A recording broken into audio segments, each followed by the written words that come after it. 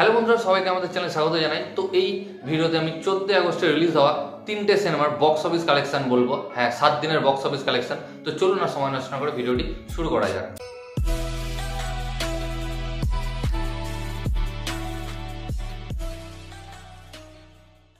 তো প্রথমে যে সিনেমাটার বক্স অফিস নিয়ে আমি কথা বলবো সেটা হচ্ছে ধূমকেতু মুভিটির। দুর্দান্ত বক্স অফিস করেছে।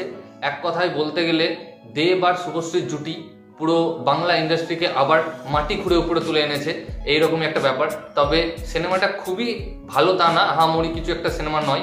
যেহেতু দেব আর শুভশ্রী আবার অনেক বছর পর কোল্যাব করেছে, ফেরত এসছে, যদিও নতুন কোনো সিনেমা করেনি, পুরোনো সিনেমা থেকে তারা এসছে।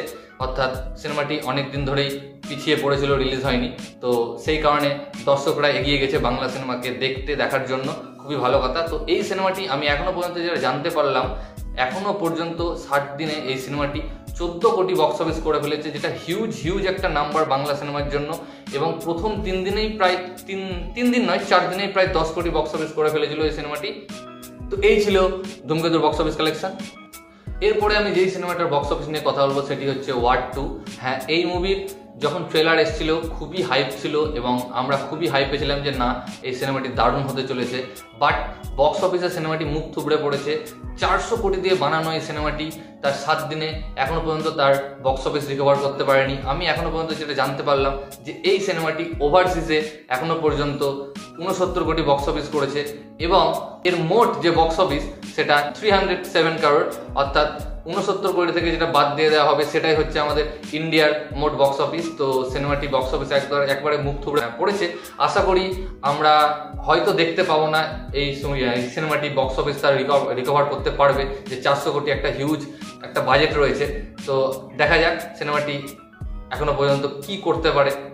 এবার আমি যেই সিনেমাটার বক্স অফিস নিয়ে কথা বলবো সেটি হচ্ছে এখনো পর্যন্ত ইন্ডিয়ার মোস্ট হাইপ মুভি কুলি। হ্যাঁ, লোকেশ কানাকরাজের উপর প্রচুর বিশ্বাস ছিল, মানুষের আস্থা ছিল, কিন্তু সেটা তিনি ধূলিসাৎ করে দিয়েছেন।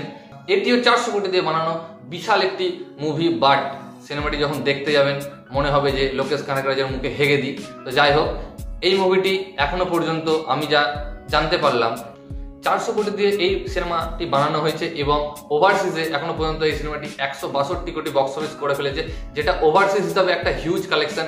বাট ইন্ডিয়াতে এর কালেকশন মাত্র 262 কোটি এবং অল ওভার যদি টোটাল আমরা world wide box office collection নিয়ে কথা বলি তো এখনো পর্যন্ত 422 কোটি কালেকশন করে ফেলেছে, অর্থাৎ বাজেট ক্রস করে ফেলেছে।